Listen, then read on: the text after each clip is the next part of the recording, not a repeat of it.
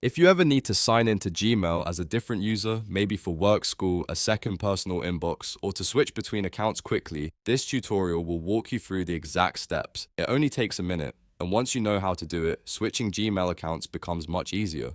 If this video helps you out, go ahead and hit that like button and subscribe for more simple tech tutorials just like this.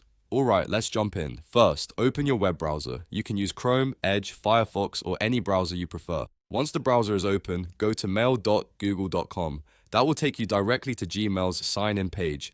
If you're already signed in to one Google account, don't worry, you can still add another one from there.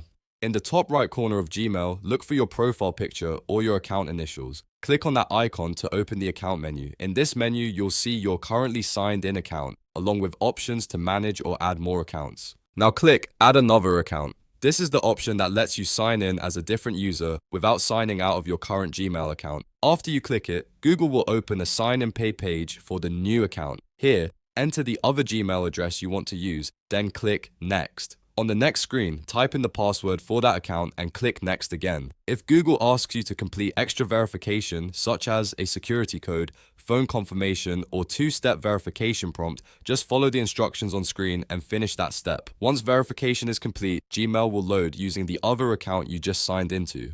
From here, you can switch between accounts whenever you want by clicking the profile icon again in the top right. This is especially useful if you manage multiple inboxes or need to check different Google accounts during the day. And just to be clear, signing in as a different user like this does not remove your original account. It simply adds another account to your browser session, so you can move between them easily. If you want to sign out of one account later, you can do that from the same profile menu as well. That's all there is to it.